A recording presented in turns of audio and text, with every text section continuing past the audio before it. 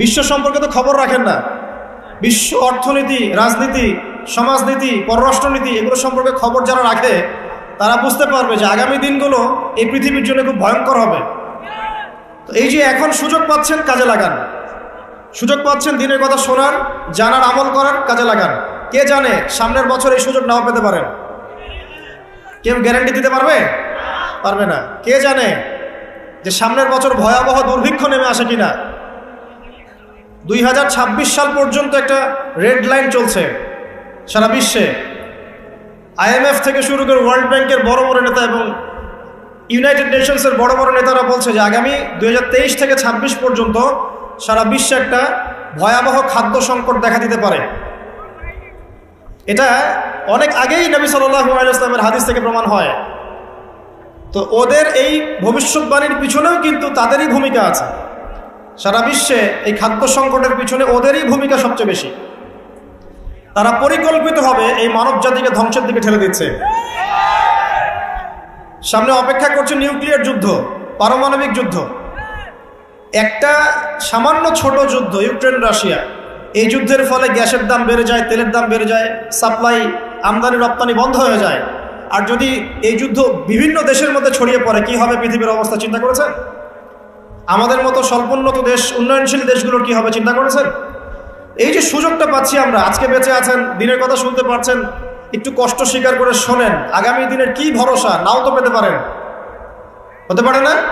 তবে একটা বিষয় আপনাদেরকে আশ্বস্ত করতে চাই, দুনিয়ার অবস্থা যতই খারাপ হোক না কেন, চতুর্মুখে যত ফিতনায় আসুক না কেন, এই সমস্ত ফিতনা এবং এই দুর্যোগের ঘটার পরে ইনশাআল্লাহ তাআলা অচিরেই সারা বিশ্বে ইসলামের সূর্য উঠবে ইনশাআল্লাহ।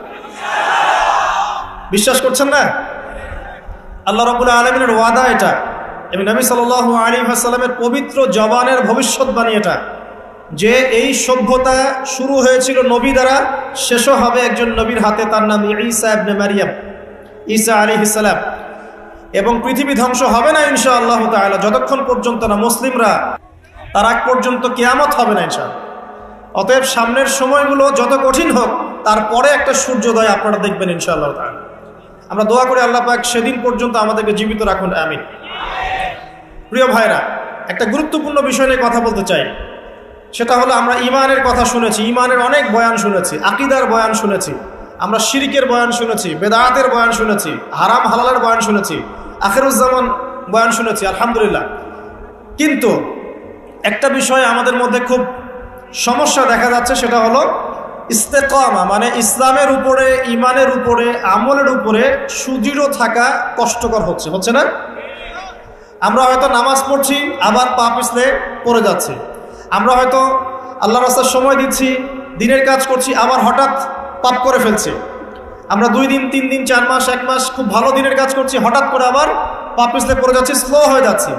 এই যে দৃঢ়তার অভাব, ইমান, আকীদা, আমলের উপর ইস্তেকামা বা দৃঢ়তার যে অভাব, এই বিষয়টা নিয়ে আজকে ইনশাআল্লাহ তাআলা খুব সংক্ষিপ্ত পরিসরে কথা বলার চেষ্টা করবো ইনশাআল্লাহ।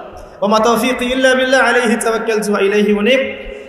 একবার দোয়া পড়ি আমরা, রব্বি ইশরাহ লি সাদরি ওয়া ইয়াসসির লি আমরি ওয়াহলুল উকদাতাম মিন লিসানি ইয়াফকাহু কওলি আল্লাহুম্মা ফাক্কিহনা ফিদ-দীন ওয়া আল্লিমনা তা'ওয়িল। আল্লাহ রাব্বুল আলামিন সর্বপ্রথম আদম আলাইহিস সালামকে সৃষ্টি করেছেন। কি হিসেবে সৃষ্টি করেছেন? আল্লাহ পাক বলছেন, ওয়া ইয কুলনা লিল মালাইকাতি ইসজুদু লি আদম, যখন আমি ফেরেশতাদেরকে বললাম যে তোমরা আদমকে সিজদা করো, ফাসাজাদু, সবাই আদমকে সিজদা করলো, ইল্লা ইবলিস, ইবলিস সিজদা করলো না। আবা ওয়াস্তাকবার, ইবলিস অহংকার করলো, উদ্ধত হলো। আবা ওয়াস্তাকবার, ইবলিস অহংকার করলো, উদ্ধত হলো, এবং সে কাফেরদের অন্তর্ভুক্ত হয়ে গেল। আপনাকে প্রশ্ন করছি যে আদম আলাইহিস সালামকে আল্লাহ পাক যে সিজদা করালেন ফেরেশতাদেরকে দিয়ে, কিসের কারণে? শারীরিক শক্তির কারণে না অন্য কোনো কারণে? বলেন। জ্ঞানের কারণে। মাশাআল্লাহ, আল্লাহ পাক আদম আলাইহিস সালামকে সমস্ত জ্ঞান শিক্ষা দিয়েছেন। ওয়া আল্লামা আদামাল আসমাআ কুল্লাহা, আল্লাহ পাক আদম আলাইহিস সালামকে সমস্ত নাম শিক্ষা দিয়েছেন। মহাবিশ্বের যত জ্ঞান আছে, যে জ্ঞানগুলো আল্লাহ পাক শিক্ষা দিতে চান, এই জ্ঞানগুলো আল্লাহ পাক শিক্ষা দিয়েছেন কাকে? আদম আলাইহিস সালামকে, যে জ্ঞান ফেরেশতাদেরও ছিল না। এই জ্ঞানের শ্রেষ্ঠত্বের কারণে আল্লাহ রাব্বুল আলামিন আদম আলাইহিস সালামকে সিজদা করিয়েছেন, ফেরেশতাদেরকে দিয়ে। আমার কথা কি বুঝতে পারছেন? তাহলে আদম সন্তান হিসেবে আমাদের প্রথম কর্তব্য কি? জ্ঞান অর্জন করা। আদম সন্তান হিসেবে আমাদের প্রথম কর্তব্য কি? জ্ঞান অর্জন করা। এই কারণেই নবী সাল্লাল্লাহু আলাইহি ওয়াসাল্লামের উপরে প্রথম যে ওহীটা এসেছে এটা ছিল জ্ঞান কেন্দ্রিক। ইকরা বিসমি রাব্বিকাল্লাযী খালাক, পড়ুন আপনি সেই মহান রবের নামে যিনি আপনাকে সৃষ্টি করেছেন। তো এখান থেকে আমরা বুঝতে পারছি যে আদম সন্তান আমরা যারা আছি, বিশেষ করে উম্মতে মুহাম্মাদি আমরা যারা বেঁচে আছি, আমাদের প্রথম দায়িত্ব হচ্ছে কি? জ্ঞান অর্জন করা। এই জ্ঞান অর্জন করলে পরে আপনি ইস্তেকামা পাবেন বা আল্লাহর রাস্তায় ঈমানের উপরে দৃঢ় থাকার তৌফিক পাবেন ইনশাআল্লাহ তাআলা। বলেন সুবহানাল্লাহ। জ্ঞান অর্জন করলে পরে আপনি আল্লাহর রাস্তায় ইস্তেকামা পাবেন, সুদৃঢ় থাকার শক্তি পাবেন ইনশাআল্লাহ তাআলা। সাউন্ডটা ডিস্টার্ব করছে।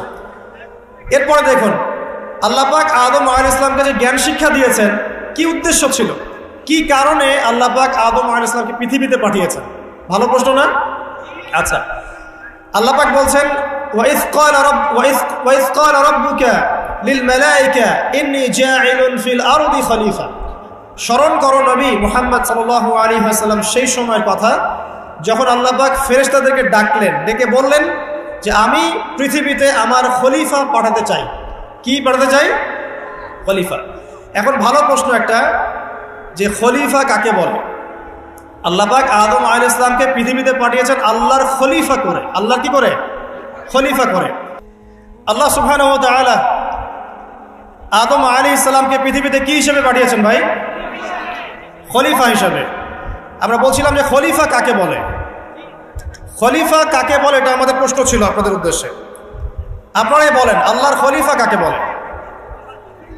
আল্লাহর প্রতিনিধি। মাশাআল্লাহ। পৃথিবীতে যে ব্যক্তি আল্লাহ পাকের বিধিবিধানগুলো মেনে চলে সে আল্লাহর খলিফা কিনা? আর দুনিয়াতে যে ব্যক্তি আল্লাহর বিধিবিধান মেনে চলে না সে কি আল্লাহর খলিফা? সে কার খলিফা? শয়তানের খলিফা। বুঝতে পারছেন?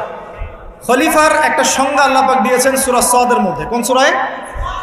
সূরা সদ। আল্লাহ পাক বলছেন, একটা কথা বলে রাখি যে আল্লাহ পাক আদম আলাইহিস সালাম ছাড়াও আরো একজন নবীকে কিন্তু খলিফা বলেছেন। সেই নবীর নাম কি? দাউদ আলাইহিস সালাম। মাশাআল্লাহ। আল্লাহ পাক দাউদ আলাইহিস সালাম সম্পর্কে বলছেন, ইয়া দাউদ, হে দাউদ, ইন্না জাআলনাকা খলিফাতান ফিল আরদ, নিশ্চয়ই আমি তোমাকে পৃথিবীতে আমার খলিফা করেছি। কাকে করেছেন? দাউদ আলাইহিস সালামকে। আপনার কাজ কি? ফাহকুম বাইনান নাসি বিল হক, দাউদ তোমার কাজ হচ্ছে মানুষের মাঝে হকের মানদণ্ডে বিচার ফয়সালা করবে। মানুষের মাঝে হকের মানদণ্ডে বিচার ফয়সালা করবে। ফাহকুম বাইনান নাসি বিল হক ওয়ালা তাত্তাবিউল হাওয়া, এবং তোমার মন গড়া প্রবৃত্তির অনুসরণ করবে না। ঠিক আছে? ইন্নাল্লাযীনা ইউদিল্লুনা আন সাবিলিল্লাহ লাহুম আযাবুন শাদীদ বিমা নাসু ইয়াউমাল হিসাব। আল্লাহ পাক বলছেন, হে দাউদ, আমি তোমাকে পৃথিবীতে আমার খলিফা করেছি, তোমার কাজ হচ্ছে মানুষের মাঝে হকের মানদণ্ডে বিচার ফয়সালা করা এবং প্রবৃত্তির অনুসরণ তুমি করো না। নিশ্চয়ই যারা প্রবৃত্তির অনুসরণ করেছে তারা আল্লাহ পাকের সরল পথ থেকে বিচ্যুত হয়ে গেছে। আর যারা আল্লাহ পাকের সরল পথ থেকে বিচ্যুত হয়ে যাবে তাদের জন্য কিয়ামতের মাঠে যন্ত্রণাদায়ক শাস্তি অপেক্ষা করছে। ঠিক আছে? এখন এখানে দেখেন, আল্লাহ পাক দাউদ আলাইহিস সালামকেও খলিফা বলেছেন এবং আদম আলাইহিস সালামকেও খলিফা বলেছেন। তো এই দুইজনের দায়িত্ব কি? পৃথিবীতে এসে আল্লাহ পাকের বিধিবিধান মেনে চলা এবং মানুষের মাঝে আল্লাহর বিধান অনুযায়ী ফয়সালা করা। এই হলো খলিফার কাজ। যদি এখন পৃথিবীতে এসে আমরা আল্লাহর বিধানের পরোয়া না করি এবং আল্লাহর বিধান দ্বারা আমরা মানুষের মাঝে বিচার ফয়সালা না করি, আমরা আর আল্লাহর খলিফা থাকছি না। কথা ঠিক আছে? এখন আদম আলাইহিস সালামকে পরীক্ষা করা হলো, তাকে জ্ঞান শিক্ষা দেওয়া হলো, তার বুকের বাপ পাঁজরের হাট থেকে তার স্ত্রীকে সৃষ্টি করা হয়েছে, জান্নাতে রাখা হয়েছে। জান্নাতে রেখে দেওয়ার পরে আল্লাহ পাক ফেরেশতাদেরকে দিয়ে আগে সেজদাও করিয়েছেন। একজন সেজদা করে নাই, তার নাম কি? ইবলিস। শয়তান সেজদা না করার কারণে আল্লাহ পাক তাকে জিজ্ঞাসা করেছেন যে তুমি মা মানাআকা আন তাসজুদ ইয আমারতুক, তোমাকে কিসে নিষেধ করলো আদমকে সেজদা করতে যখন আমি আদেশ করলাম? শয়তান যুক্তি দিচ্ছিল, খলাকতানি মিন নার ওয়া খলাকতাহু মিন তিন, আমাকে সৃষ্টি করেছেন হে আল্লাহ আপনি আগুন দিয়ে, আর আদমকে সৃষ্টি করেছেন কি দিয়ে?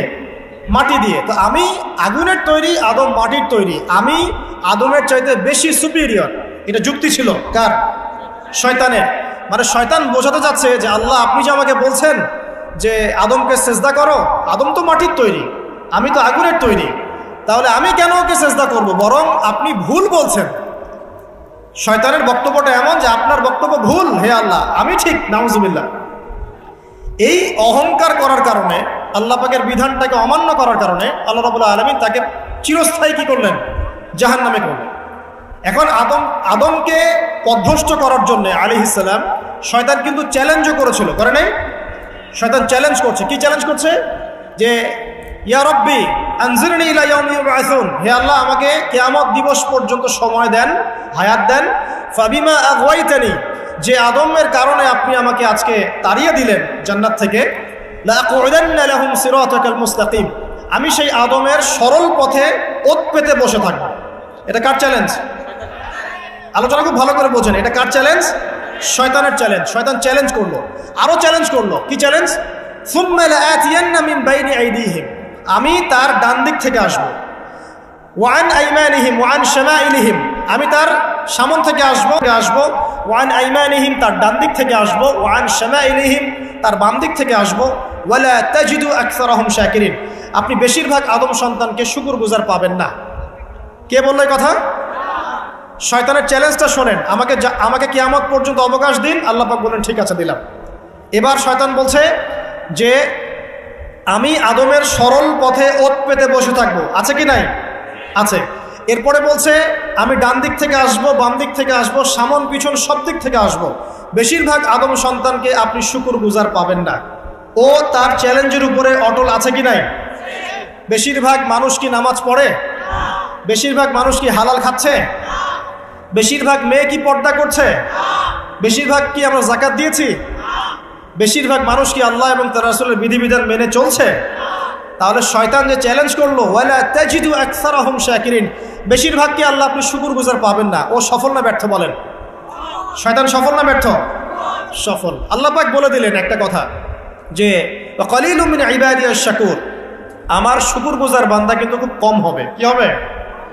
কম হবে। এবং আল্লাহ পাক বলছেন আমার শুকরগুজার বান্দার তুমি কোনো ক্ষতি করতে পারবে না ইনশাআল্লাহ। এই কথা রাসূল সাল্লাল্লাহু আলাইহি ওয়াসাল্লাম হাদিসের মধ্যেও বলছেন যে নিঃসন্দেহে বনু ইসরাইল ৭২টা দলে ভাগ হয়ে গিয়েছিল। ওয়াতাফতারিকু উম্মতি আলা 73 মিল্লাহ, আর আমার এই উম্মতে মুহাম্মাদি ভাগ হয়ে যাবে 73টা দলে। কয়টা দলে? কুল্লুহুম ফিন্নার, প্রত্যেকটা দল যাবে জাহান্নামে, ইল্লা মিল্লাতান ওয়াহিদা, একটা মাত্র দল ছাড়া, একটা মাত্র মিল্লাত ছাড়া। মানে ৭২টা কাতার জাহান্নামে যাচ্ছে, একটা মাত্র কাতার বাদ দিয়ে। সাহাবীরা বলছেন যে তারা কারা ইয়া রাসূলুল্লাহ? নবী সাল্লাল্লাহু আলাইহি ওয়াসাল্লাম বলছেন মা আনা আলাইহি ওয়া আসহাবি আল ইয়াউমা, আজকের দিনে আমি এবং আমার সাহাবীরা যার উপরে আছে। এই হাদিস থেকে বুঝতে পারছি আমরা যে বেশিরভাগ মানুষ কোথায় যাবে? জাহান্নামে যাবে। আরেকটা আয়াত দিয়ে প্রমাণ করে সামনে যাই। সূরা আরাফের মধ্যে আল্লাহ পাক বলছেন যে ওয়ালাকাদ যারানা লি জাহান্নামে কাসীরাম মিনাল জিন্নি ওয়াল ইনস, আল্লাহ পাক বলছেন দেখো আমি বহু জিন আর মানুষকে দিয়ে জাহান্নাম পূর্ণ করে দিব। প্রচুর জিন, প্রচুর মানুষকে দিয়ে আমি জাহান্নাম পূর্ণ করে দিব। কত? সংখ্যাটা কেমন হবে? সহিহ বুখারী একটা হাদিসে পাওয়া যায় যে প্রত্যেক 1999 জন জাহান্নামে যাবে, নাউযুবিল্লাহ। আদম আলাইহিস সালামকে আল্লাহ পাক ডাকবেন, ডেকে বলবেন কিয়ামতের মাঠে তোমার সন্তানদের মধ্য থেকে জাহান্নামীগুলোকে আলাদা করে দাও, জান্নাতীদেরকে আলাদা করে দাও। এবার আদম আলাইহিস সালাম বলবেন যে কতজনকে আলাদা করবো হে আল্লাহ? আল্লাহ রাব্বুল আলামিন বলবেন প্রত্যেক 1999 জনকে জাহান্নামের জন্য আলাদা করবে। চিন্তা করতে পারলেন? তার মানে এখানে একটা বিষয় বোঝার আছে, প্রত্যেক 1999 জন যে জাহান্নামে যাচ্ছে কি কারণে যাবে? কোন পাপের কারণে যাবে? কে বলতে পারবেন কোন পাপের কারণে যাবে? মাশাআল্লাহ, শিরকের কারণে। কারণ কি? কারণ শিরক ছাড়া অন্য যে কোনো গুনাহ আল্লাহ পাক মাফ করতে পারেন না? কিন্তু শিরকের গুনাহ থেকে তওবা না করে যদি মারা যায় আল্লাহ কি মাফ করবেন? আল্লাহ পাক সূরা নিসার মধ্যে বলেছেন যে আল্লাহ পাক যে কোনো গুনাহ যাকে ইচ্ছা মাফ করতে পারেন। যে কোনো গুনাহ, আপনি চুরি করেছেন আল্লাহ চাইলে মাফ করতে পারেন, জেনা করেছেন তওবা করলে আল্লাহ পাক মাফ করতে পারেন, আপনি নামাজ পড়েন নাই তওবা করেছেন আল্লাহ চাইলে মাফ করতে পারেন, যাকাত দেন নাই মাফ করতে পারেন, আপনি সুদ খেয়েছেন, মায়ের সাথে জেনা পাপ না? এটা সুদের পাপ কি? মায়ের সাথে জেনার পাপ না? সুদ খেয়েছেন, তারপরেও তওবা করলে আল্লাহ পাক মাফ করতে পারেন। কিন্তু শিরক করেছেন, বিনা তওবায় মারা গেছেন, আমল নামে শিরকের পাপ আছে, আল্লাহ পাক মাফ করবেন না, এমনটাই বলেছে। বরং আল্লাহ পাক বলছেন যে হে আদম সন্তান তুমি যদি আমার সামনে আসমান জমিন সমান গোনা নিয়ে হাজির হও, মানে গোনা তোমার আসমান এবং জমিনের সমান হয়ে গেছে, কিন্তু তোমার আমল নামায় কোনো শিরিকের পাপ নাই, তাহলে আমি তোমার সামনে আসমান জমিন সমান ক্ষমা নিয়ে হাজির হব। তার মানে বুঝতে পারলাম যে শিরকের পাপটা আল্লাহ পাক মাফ করছেন না, অন্য যে কোনো পাপ যাকে ইচ্ছা মাফ করতে পারে। তাহলে এই যে এতগুলো মানুষ যে জাহান্নামে যাচ্ছে, তাহলে তাদের আমল নামায় কোন পাপ থাকতে পারে? বুঝতে পারছেন এবার? তাহলে তাদের আমল নামায় নিঃসন্দেহে শিরকের পাপ আছে। তার মানে এমন একটা যুগের মানুষ বেশি জাহান্নামে যাবে যে যুগের মধ্যে শিরক দিয়ে ভর্তি। কথা কি বুঝতে পারছেন? এটা কোন যুগ যে যুগের মধ্যে শিরক দিয়ে সব ক্ষেত্র ভর্তি? আমি আপনাকে বলি, আপনার এই ওয়ার্ল্ড অ্যাফেয়ার্স শিরক দিয়ে ভর্তি, আপনার এডুকেশনের মধ্যে এডুকেশন সিস্টেমের মধ্যে শিরক আছে, আপনার ইকোনমিক সিস্টেম এর মধ্যে শিরক আছে, এমনকি মুসলিমরা এখন ধর্মের মধ্যেও শিরক করছে।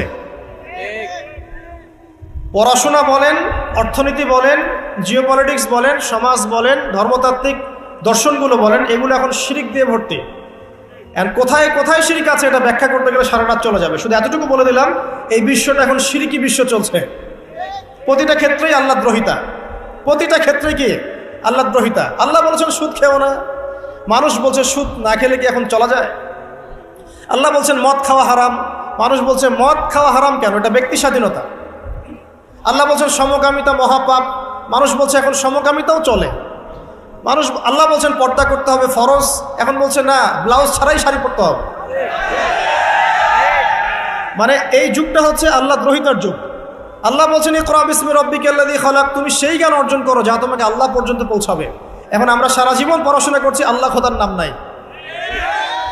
প্রতিটা ক্ষেত্র আল্লাহ পাক বলছেন ওয়া মান লাম ইয়াহকুম বিমা আনজালাল্লাহু ফাউলাইকা হুমুল কাফিরুন, যারা আল্লাহ পাকের বিধান অনুযায়ী ফয়সালা করছে না, এরা জালেম, এরা ফাসিক, এরা কাফের।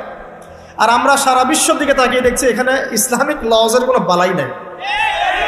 তো প্রতিটা ডিপার্টমেন্ট শিরক। আপনাকে বুঝাই, 999 জন মানুষ যে জাহান্নামে যাবে, আমল নামে একটা কমন পাপ থাকবে, সেটা কি? শিরক। আর এই শিরকটা মারাত্মক আকার ধারণ করবে যখন দাজ্জাল আত্মপ্রকাশ করবে। কারণ এই সময় বেশিরভাগ মানুষ তাকে আল্লাহ বলে মেনে নিবে, বেশিরভাগ মানুষ তাকে আল্লাহ বলে মেনে নিবে, নাউজুবিল্লাহ। অল্প কিছু মানুষ হয়তো থাকবে যারা তাকে চিনতে পারবে যে না, সে সত্যিকারের আল্লাহ নয়, সে মাসিহুদ দাজ্জাল। তো আপনাকে যুগ এবং জিজ্ঞাসা সম্পর্কে সচেতন থাকতে হবে। যে কথাটা বলতে গিয়ে এদিকে আসলাম, যে আল্লাহ রাব্বুল আলামিন জ্ঞানের মাধ্যমে আমাদের পিতাকে সম্মানিত করেছেন, এবং নবী সাল্লাল্লাহু আলাইহি ওয়াসাল্লামের প্রতিও কিন্তু প্রথম জ্ঞানের ওহী করা হয়েছে। উম্মতে মুহাম্মাদি হিসেবে আমাদের করণীয় হচ্ছে প্রথমে জ্ঞান অর্জন করা। কারণ আমরা এই পৃথিবীতে সাধারণ কোনো সৃষ্টি নই, আমরা আল্লাহ পাকের খলিফা। আমরা আল্লাহর কি খলিফা। আমাদের উপর দায়িত্ব হচ্ছে আমরা আল্লাহর বিধিবিধান মেনে চলবো, অন্যকেও সেই পথে আহ্বান করবো ইনশাআল্লাহ। এটা হচ্ছে আমাদের অ্যাজ এ খলিফা আমাদের ফাংশন। আমাদেরকে আল্লাহ পাক যেখানে দায়িত্ব দিবেন সেখানেই আমরা আল্লাহ পাকের বিধানের পরোয়া করব। আল্লাহ পাকের বিধানকে পাশ কাটিয়ে চলে যাব না ইনশাআল্লাহ। এখন এটা বলা যতটা সহজ, করা কিন্তু খুব কঠিন, তাই না? এটা বলা সহজ, কিন্তু করা কিন্তু এতটা সহজ নয়। কিভাবে সহজ নয়? আপনি মুসলিমদের মধ্যে দেখবেন আমরা সবাই এক আল্লাহর বান্দা, একজন নবীর উম্মত, একটা কেবলা, একটা কিতাব। তারপরে দেখবেন আমরা শততা বিভক্ত না, এখন বিভিন্ন দল উপদল মতবাদে বিভক্ত না। উচিত ছিল আমরা ঐক্যবদ্ধ থাকবো, কিন্তু আমরা বিভক্ত। তো বলা সহজ ঐক্যের কথা, করাটা কঠিন না? কঠিন। মুসলিমদের কথা হচ্ছে যে মুসলিমরা পড়াশোনা করবে, দিনের এলেম কালাম শিখবে, শিখে মানুষকে শেখাবে এবং সমসাময়িক উপকারী জ্ঞানগুলোও শিখবে। জেনারেল এবং ইসলামিক উভয় দিকে মুসলিমরা কি হবে? পারদর্শী হবে। কিন্তু বাস্তবটা কি? বাস্তবে কি আমরা দেখতে পাচ্ছি যে আমরা দুনিয়ার ফিকির যতটা বেশি করছি, দিনের জ্ঞানের ফিকির এতটা নাই। তো দেখেন, বলা সহজ, করা কিন্তু কঠিন। আমাদের উচিত ছিল যে আমরা হালাল খাবো, আমরা সুদ ঘুষ দুর্নীতির কাছে যাব না, এটা উচিত ছিল আমাদের। কিন্তু আমরা বাস্তবে কি দেখছি? ম্যাক্সিমাম মুসলিমই এখন সুদ খাচ্ছে না? ম্যাক্সিমাম মুসলিমই দেখা যায় ঘুষ ছাড়া জব হচ্ছে না, দুর্নীতি করতে হচ্ছে, অন্যের সম্পদ আত্মসাৎ করছি আমরা, এবং এগুলোকে আমরা ইসলামের অংশ বলে মনেও করছি না। মনের মধ্যে আল্লাহ পাকের ভয়ও কাজ করছে না, মনে হচ্ছে একবার হজ করে আসবো, সব গুনাহ মাফ হয়ে যাবে, তাই না? তো বলাটা কিন্তু সহজ, করাটা কি কঠিন। উচিত ছিল যে মুসলিম মহিলা যারা আছে সবাই পর্দা করবে, শালীনভাবে থাকবে। কিন্তু আপনি রাস্তাঘাটে চলাফেরা করলে দেখবেন সবাই যারা রাস্তায় ঘুরছে এরা মুসলিম পরিবারের মেয়ে, তারপরেও কাপড় চোপড়ে পর্দার কোনো বালাই নাই। নিসাউন কাসিয়াতুন আরিয়া, কাপড় পরেও নগ্ন হয়ে ঘুরছে না? আচ্ছা, এখন তো আমার অশ্লীলতাকে প্রমোট করা হচ্ছে, এখন আবার প্রমোট করা হচ্ছে যে এভাবেই নাকি হাজার বছর ধরে আমাদের মা বোনরা নাকি কাপড় পরেছে, নাউজুবিল্লাহ। তো দেখেন, বলাটা সহজ, করাটা কঠিন কেন? কারণ হচ্ছে ঈমান, আকীদা, সুন্নাহ, আমল এগুলোর উপরে চলাটা যতটা সহজ, দৃঢ় থাকাটা এতটা সহজ নয়। এটা হচ্ছে মূল কথা। আমরা ইস্তেকামার কথা বলছিলাম, দৃঢ় থাকাটা কিন্তু এতটা সহজ নয়। চলা যায়, আপনি ভালো কাজ করতে পারবেন, আপনি ভালো কাজ চাইলে করতে পারবেন, কিন্তু গুনাহ ছাড়াটা কিন্তু এত সহজ নয়। আপনি নামাজ পড়তে পারবেন, অনেক নামাজ পড়তে পারবেন, তাসবিহ তাহলিল করতে পারবেন, জিকির আজকার করতে পারবেন, কিন্তু সুদ ছাড়া এত সহজ নয়, হারাম রিজিক ছাড়া কিন্তু এত সহজ নয়। আপনার ওই যে চাকরি আপনি করছেন, যে ব্যবসা করছেন, ওখানে হারাম যেটা আছে এটা ছেড়ে দেওয়া কিন্তু এত সহজ নয়।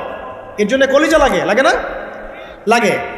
আপনি হজ ওমরা করতে পারেন বছর বছর, কিন্তু প্রত্যেক বছর যাকাত বের করে দেওয়াটা এত সহজ নয়। মূল কথা হচ্ছে নেক কাজ করাটা যতটা সহজ, গুনাহ ছেড়ে দেওয়া কিন্তু এতটা সহজ নয়। ইস্তেকামা জরুরি। ইস্তেকামা মানে কি? দৃঢ়তা বা অবিচলতা।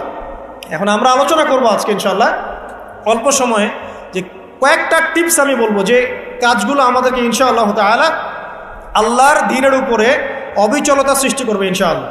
এবং কিছু কিছু কাজ আমাদেরকে বর্জন করতে হবে, যেগুলো বর্জন করলে আমরা ইস্তেকামা পাবো ইনশাআল্লাহ। তার আগে একটা আয়াত তেলাওয়াত করে দেই, আপনাদের বুঝতে সুবিধা হবে।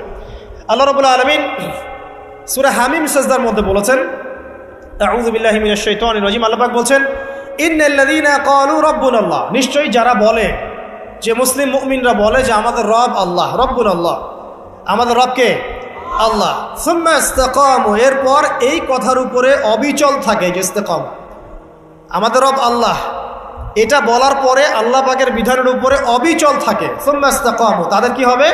তাতানাজ্জালু আলাইহিমুল মালায়েকা, তাদের উপরে আল্লাহর রহমতের ফেরেশতারা নেমে আসবেন ইনশাআল্লাহ। রহমতের ফেরেশতা নেমে আসবেন, তাতানাজ্জালু আলাইহিমুল মালায়েকা, এবং তারা বলবেন, আল্লা তাখাফু ওয়া লা তাহজানু, হে মুমিন মুসলিমরা, তোমরা দুশ্চিন্তা করো না, তোমরা ভয় করো না। নাহনু আউলিয়াউকুম ফিল হায়াতিদ দুনিয়া ওয়া ফিল আখিরা, আমরা যারা আল্লাহর ফেরেশতা আছি, আমরা দুনিয়া এবং আখিরাতে তোমাদের বন্ধু হয়ে গেলাম। ওয়া লাকুম ফিহা মা তাশতাহি আনফুসুকুম, সেই জান্নাতে তোমাদের জন্য আল্লাহ পাক রেখেছেন যা তোমাদের মন চাবে। ওয়া লাহুম ফিহা মা তাদউন, এবং তোমরা যা আহ্বান করবে সবকিছুই পাবা তোমরা। নুজুলাম মিন গফুরির রহিম, এটা আল্লাহ পাকের পক্ষ থেকে একটা মেহমানদারি হবে ইনশাআল্লাহ। তাহলে ইস্তেকামার ফজিলত পেয়ে গেলাম।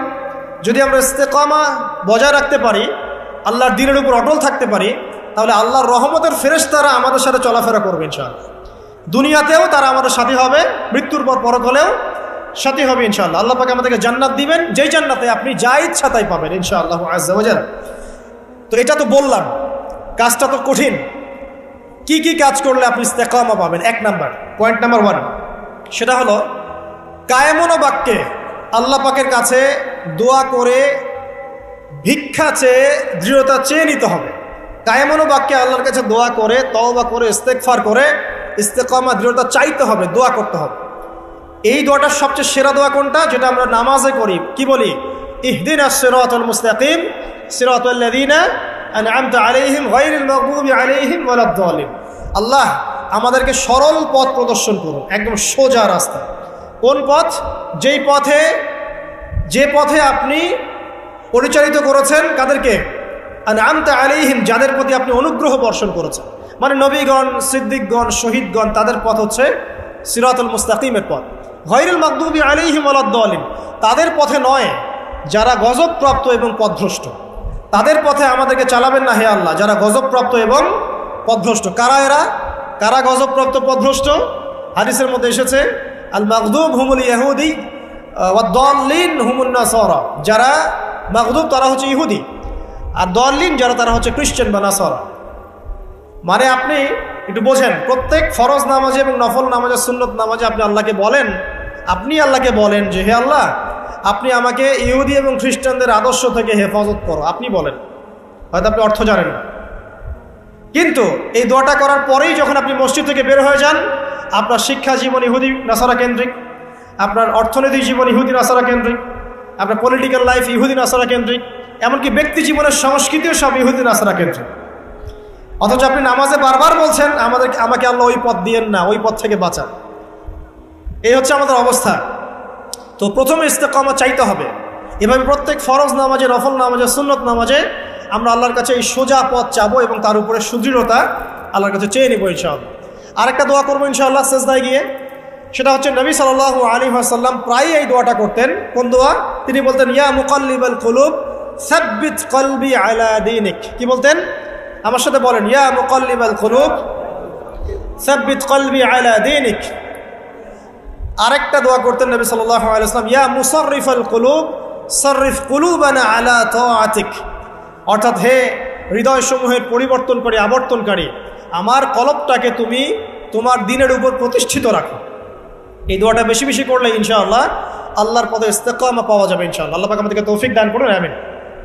এর পাশাপাশি আমরা করব তওবা এবং ইস্তেগফার। আমরা আল্লাহকে বলবো আস্তাগফিরুল্লাহ, বলেন আল্লাযী লা ইলাহা ইল্লা হুয়াল হাইয়ুল কাইয়্যুম ওয়া আতুবু ইলাইহি। তওবা করবো এভাবে মন থেকে যে, হে আল্লাহ, আমি সারা জীবনে তোমার যে বিরুদ্ধাচরণ করেছি বা তোমার যে বিধিবিধানের আমি পরোয়া করিনি বা ফরজ ওয়াজিব আদায় করি নাই, আমি এখন থেকে তওবা করছি যে আমি সমস্ত পাপ থেকে তোমার দিকে মুখ ফেরালাম ইনশাআল্লাহ। এবং আগামী যতদিন আমি বেঁচে থাকবো ইনশাআল্লাহ, আল্লাহ তোমার এই বিধিবিধানের বাইরে আমি যাব না ইনশাআল্লাহ। এবং আমি নিজে অনুশোচনায় ভুগবো যে কেন আমি এতদিন তোমার পথ থেকে দূরে ছিলাম। ইনশাআল্লাহ যদি আপনার মন থেকে তওবা বের হয়ে আসে, আল্লাহ রাব্বুল আলামিন আপনার সমস্ত গুনাহকে নেকি দিয়ে পরিবর্তন করে দিবেন ইনশাআল্লাহ। আল্লাহ পাক এই তওবার মধ্য দিয়ে, দোয়ার মধ্য দিয়ে বান্দাকে ইস্তেকামা দান করেন, সুদৃঢ়তা দান করেন। এটা হচ্ছে 1 নম্বর পয়েন্ট। 2 নম্বর পয়েন্টে আসেন। 2 নম্বরটা হচ্ছে আপনার কলব। এই যে দেহটা দেখছেন, এটা একটা রক্তে মাংসের দেহ। এই দেহটা কিন্তু অমর না। এটা কি অমর? না। আপনার ভিতরে একটা কলব বা আত্মা বলে ব্যাপার আছে না? আছে। এই কলবটার ব্যাপারে নবী সাল্লাল্লাহু আলাইহি ওয়াসাল্লাম বলেছেন, যখন আদম সন্তান কোনো গুনাহ করে তখন তার কলবের মধ্যে একটা দাগ পড়ে। কি পড়ে? দাগ পড়ে। আরেকটা যখন পাপ করে তখন আবার দাগ পড়ে, আরও একটা পাপ করে আবার দাগ পড়ে। এইভাবে যখন আপনি গুনাহ করতেই থাকবেন তখন পুরো অন্তরটা কি হবে? কলুষিত হয়ে দুর্গন্ধযুক্ত হয়ে যাবে। তো যখন আপনার কলব দুর্গন্ধযুক্ত হয়ে যাবে তখন সেখানে আপনার হিংসা, আপনার অহংকার, আপনার গীবত, আপনার আল্লাহদ্রোহিতা, এই যে খারাপ রিপুগুলো আছে সবগুলো এই কলবে বাসা বাঁধবে। কখন বাসা বাঁধবে? যখন আপনার কলবটা কলুষিত হয়ে যাবে। আর কলুষিত হচ্ছে কেন? পাপের কারণে। কিসের কারণে? পাপের কারণে। এখন কলবটাকে আগে পরিচ্ছন্ন করতে হবে। আপনার কলবটাকে পরিচ্ছন্ন করলে পরে ইনশাআল্লাহু তাআলা আপনি দেখবেন যে আপনার অন্তরের মধ্যে আল্লাহর পক্ষ থেকে নূর আসছে এবং ইস্তেকামা, সুদৃঢ়তা আপনি পাচ্ছেন ইনশাআল্লাহ। এখন আমি আপনাদেরকে বলে দেই কয়েকটা কাজ, যেই কাজগুলোর মধ্য দিয়ে আপনি আপনার কলবটাকে আল্লাহর রাস্তায় অবিচল রাখতে পারবেন ইনশাআল্লাহু তাআলা। 1 নাম্বার, বেশি থেকে বেশি ইস্তেগফার করা, যেটা আমি একবার বলে দিলাম। 2 নাম্বার, আল্লাহর জিকিরকে বাড়িয়ে দেওয়া। আল্লাহর জিকির বাড়িয়ে দেওয়া বলতে চলতে ফিরতে আপনি আস্তাগফিরুল্লাহ পড়বেন, সুবহানাল্লাহ পড়বেন, আলহামদুলিল্লাহ পড়বেন, ওয়ালা ইলাহা ইল্লাল্লাহ আল্লাহু আকবার পড়বেন, লা হাওলা ওয়ালা কুওয়াতা ইল্লা বিল্লাহ পড়বেন, দরুদ শরীফ পড়বেন। ঠিক আছে? এই যে জিকির আজগারগুলো সকাল সন্ধ্যার, এগুলো করতে থাকলে আপনার কলবটা ইনশাআল্লাহ তাআলা পরিষ্কার হবে। আল্লাহ পাক কলব পরিষ্কার করার তৌফিক দান করুন, আমিন। এরপরে কি?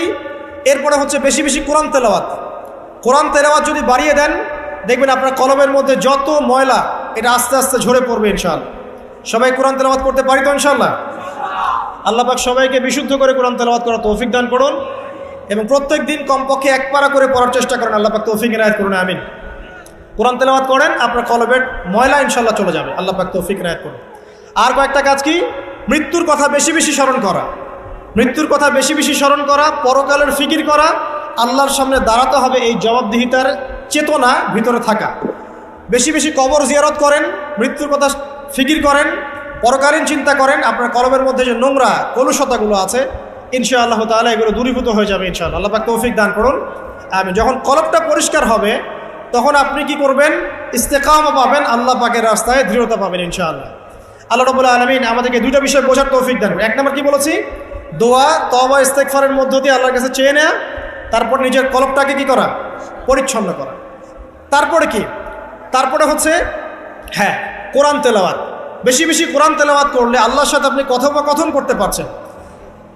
বিশৃঙ্খলা করছেন কেন? যারা উঠে যেতে চান ওই দিক দিয়ে পিছন দিয়ে চলে যান, বিশৃঙ্খলা সৃষ্টি করবেন না।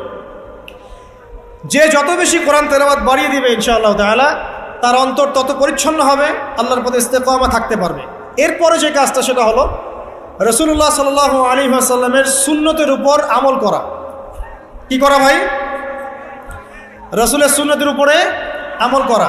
সারা দিন রাত নবী সাল্লাল্লাহু আলাইহি ওয়াসাল্লামের যে সুন্নাহগুলো আছে এইগুলোর উপরে যদি আমল করতে পারেন ইনশাআল্লাহ, তখন আপনি আল্লাহর পথে চলার ক্ষেত্রে ইস্তেকামা পাবেন ইনশাআল্লাহ আযজা ওয়া জাল।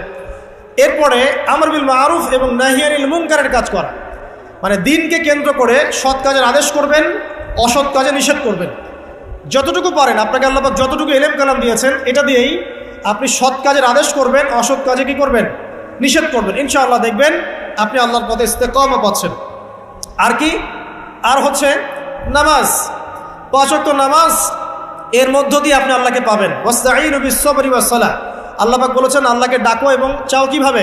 সবরের সাথে এবং সালাতের মধ্য দিয়ে।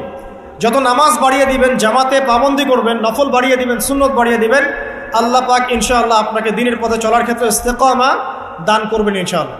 আরেকটা বিষয় বলে সামনের দিকে যাই, সেটা হলো দ্বীনের ইলম অর্জন এবং প্রচার প্রসার। আপনি যত বেশি দ্বীনের জ্ঞান অর্জন করবেন এবং প্রচার প্রসার ঘটাবেন ইনশাআল্লাহ তাআলা আপনার কলবের মধ্যে ইসলামের প্রতি ইস্তেকামা আসবে ইনশাআল্লাহ।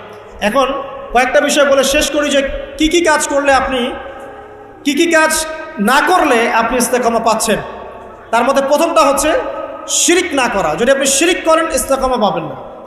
যদি আপনার আমল নামায় শিরকের পাপ থাকে আপনি ইস্তেকামা অর্জন করতে পারবেন না। আর আমরা বারবার বলেছি যে মুসলিমরা এখন কথায় শিরিক করছে, কাজে শিরিক করছে, এবং মুসলিমরা এখন আকীদার মধ্যেও শিরিক করছে।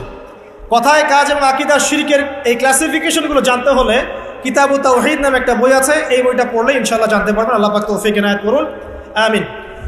শিরিক করা যাবে না, ইস্তেকামা পেতে হলে শিরিক করা যাবে না। তারপরে কি করা যাবে না? বেদাত। নবী সাল্লাল্লাহু আলাইহি ওয়াসাল্লামের সুন্নতের মধ্যে কোনো প্রকার বেদাতের সংযোজন ঢোকানো যাবে না। যদি বেদাতি আমল করতে থাকেন আপনি আল্লাহর পথে ইস্তেকামা পাবেন না। 2, 3 হচ্ছে হারাম রিজিক। যদি আপনি হারাম রিজিকে অভ্যস্ত থাকেন বা লিপ্ত থাকেন, এই রিজিক দিয়ে আপনার যে দেহ এবং